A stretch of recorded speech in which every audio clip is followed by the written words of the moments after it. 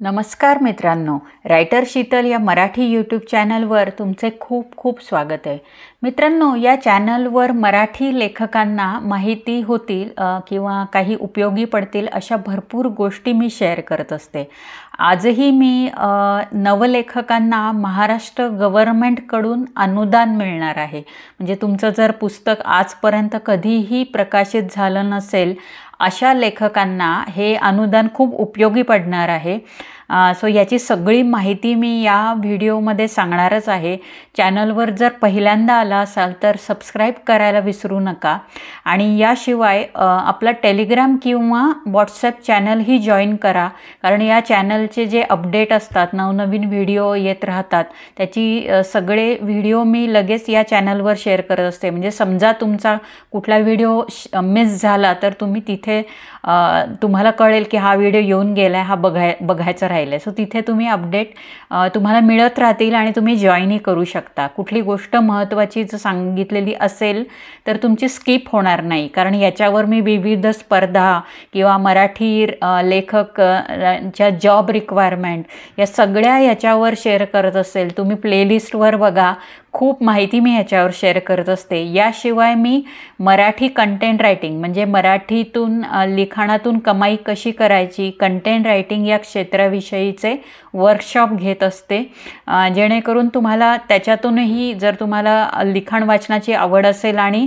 कमाई करायची तुमची इच्छा असेल, घरून काम करायची इच्छा असेल, तर तुम्ही ते वर्कशॉप अटेंड करा, तुम्हाला खूप उपयोगी पडेल। मी स्वतः अनेक वर्ष मराठीतूनच कंटेंट रायटिंग करते आणि एक छान अर्थप्राप्ती होते दर महिन्याला।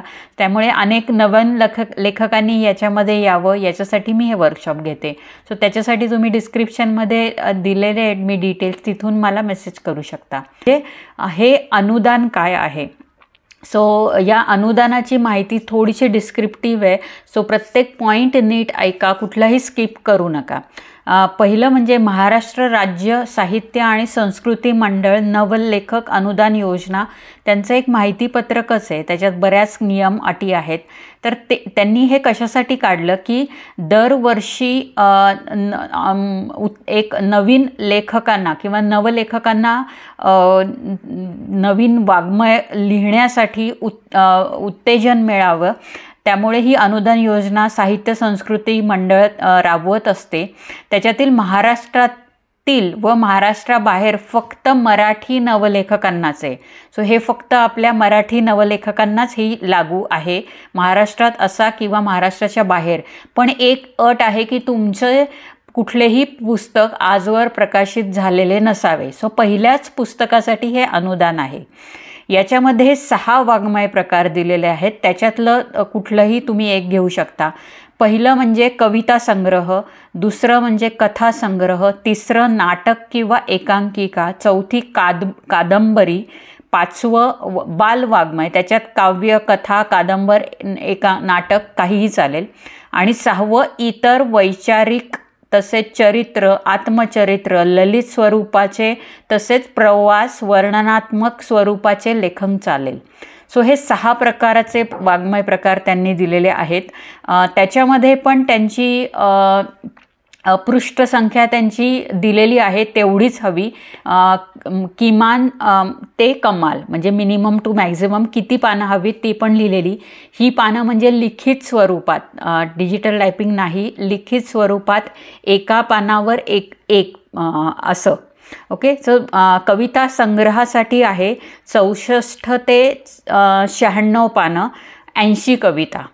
ओके, सो कमीत कमी 64 ते 96 पानं आणि कविता त्याच्यात 80 असले पाहिजेत।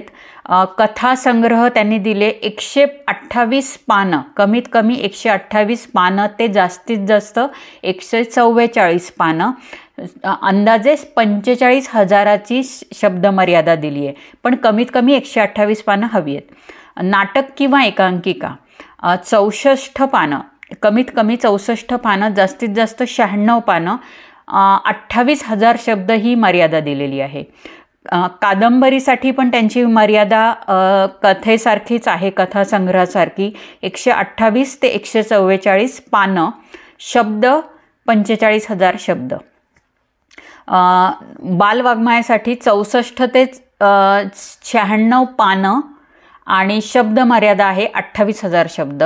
इतर प्रकारचे वैचारिक वगैरे ललित प्रवास वर्णन त्याच्यासाठी सेम कथासंग्रहासारखंच 128 ते 144 पानं आणि 45,000 शब्द. आता 128 ते 144 म्हणजे मिनिमम 128, जास्तीत जास्त 144.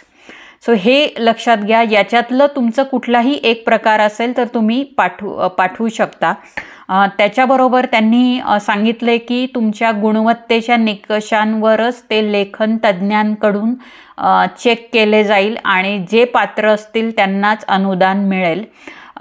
या योजनेत अनुदानासाठी सादर करायच्या अर्जात आहे त्याच्याबरोबर तुमचं फोटो आणि स्वतःची सही करून त्याच्यावर द्यायचं आहे. आणि फोटो आणि जे तुमचं सही आहे ते कंपल्सरी आहे, नाहीतर ते तुम्हाला ते काउंट करणार नाहीत.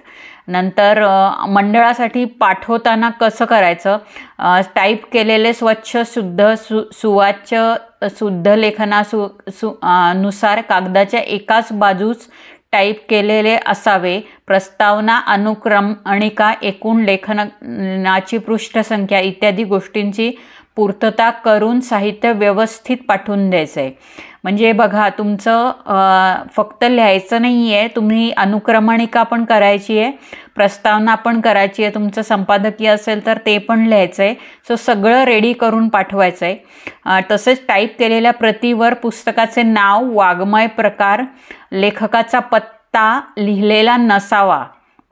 टाईप केल्यावर वर पुस्तकाचे नाव, वाङ्मय प्रकार, लेखकाचा पत्ता नसावा. मात्र टाईप केलेली प्रत सादर करताना लेखक कवीने आपले नाव, पत्ता, शीर्षक, वाङ्मय प्रकार याचा तपशील एका वेगळ्या कागदावर टंकलिखित करून, ओके, पुस्तकावर लिहायचं नाहीये, ह्या गोष्टी एका वेगळ्या पानावर लिहून पाठवायच्या आहेत. ओके, पुस्तकावर कुठेही तुमचं हे लिहू नका, पण वेगळ्या पानावर तुम्ही नाव, पत्ता, शीर्षक, वाङ्मय प्रकार लिहून पाठवायचा. नवलेखकाला कोणत्याही वाङ्मय प्रकारात केवळ एकच टाईप केलेली प्रत सादर करता येईल. हे महत्त्वाचं आहे, एकच. अर्जासाठी कुठलेही शुल्क नाही किंवा काही पैसे वगैरे पाठवायची गरज नाही आहे. फक्त एक प्रत नोंदणी डाकेने मंडळाकडे पाठवावी, त्याची पोच देण्यात येईल. पण जर तुमचं साहित्य गहाळ झालं तर त्याच्यासाठी त्याची जबाबदारी यांच्याकडे नसणार आहे. मंडळाकडे पाठवण्याचे साहित्य स्वतंत्र असावे आणि तसे असल्याची लेखी हमी तुम्ही द्यायची आहे. नवलेखकाकडून गेलेल्या साहित्याची तपासणी तज्ज्ञ मंडळी करणार आहेत. साहित्यावर तज्ज्ञांचा अभिप्राय घेतला जातो. तज्ज्ञांना लेखकाचे नाव, पत्ता हा तपशील कळवला जात नाही. सो तुमची जर लेखनाची जी प्रत आहे ना तेवढीच त्यांना पाठवली जाते. तुमचं नाव, पत्ता कोणी पाठवलं हे तज्ज्ञांपर्यंत पोहोचवलं जात नाही, कारण मग बायस्ड निकाल कधी लागायला नको. त्यामुळे लेखनाच्या अनुषंगानेच फक्त हे अनुदान दिलं जाते. तुमचं लेखन त्यांना आवडलं तर अनुदान तुम्हाला मिळणार. साहित्याच्या गुणवत्तेनुसारच तो अंतिम निर्णय दिला जातो आणि जर तुमचं नाही त्याच्यात सिलेक्ट झालं तर त्याच्याबद्दल कुठलंही स्पष्टीकरण वगैरे देण्यास मंडळ बांधील नाही. एकदा निर्णय कळवल्यावर कोणताही पत्रव्यवहार लेखकांनी करू नये. आता हे कधी होणार, आता समजा तुम्ही या तारखेपर्यंत पाठवलं तर यांचा निकाल कधी होणार हा निर्णय त्यांनी लिहिलाय. साधारण 1 वर्षाचा कालावधी लागतो. त्यामुळे 1 वर्षाच्या कालावधीपर्यंत नवलेखकांनी कुठल्याही प्रकारे मंडळांची पत्रव्यवहार करू नये.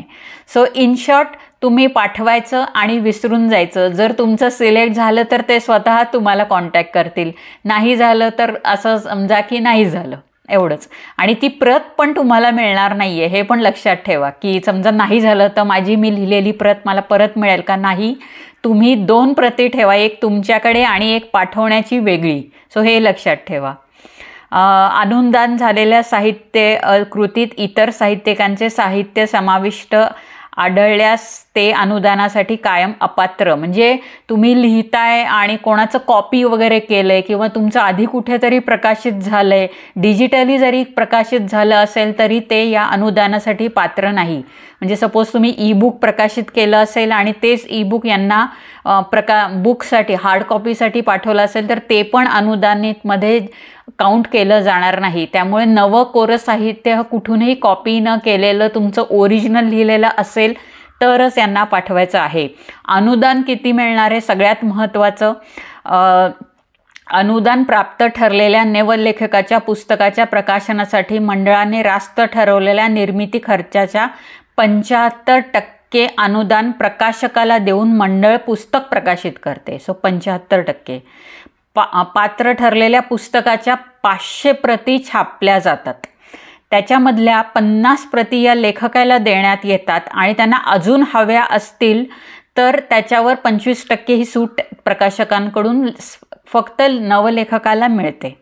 अनुदान पात्र ठरलेल्या पुस्तकाच्या नवलेखकाला मंडळाने ठरवल्याप्रमाणे प्रकाशकांकडून मानधनही मिळते. सो मानधन काय, काव्यप्रकार असेल तर 750, नाटक एकांकिका असेल तर 750, ललित गद्य किंवा वैचारिक असेल तर 1000 रुपये, कथासंग्रह 1000 रुपये, कादंबरी 1500 रुपये, बालवाङ्मय 750. सो ही रक्कम तुम्हाला पुस्तकाला अनुदान प्रकाशकाकडून मानधन म्हणून देण्यात येते. हे अनुदान नाही, मानधन म्हणून देण्यात येतं. नंतर परीक्षकांकडून नकार मिळालेल्या लेखनाला अनुवादासाठी पुनर्विचार केला अनुदानासाठी विचार केला जात नाही आणि त्या बाबतीत कुठलंही पत्रव्यवहार ते करत नाही. आणि मगाशी मी म्हणलंय की तुम्ही एकदा पाठवले की परत तुम्हाला ते मिळणार नाही. त्यामुळे या योजनेअंतर्गत कधीपर्यंत पाठवायचे, साहित्य पाठवण्याची मुदत 1 जानेवारी ते 31 जानेवारी 2024.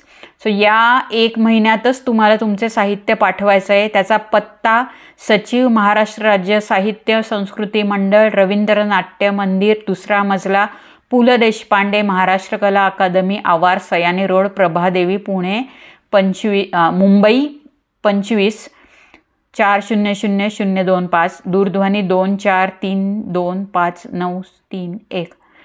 ही त्यांची वेबसाईट माहिती आहे.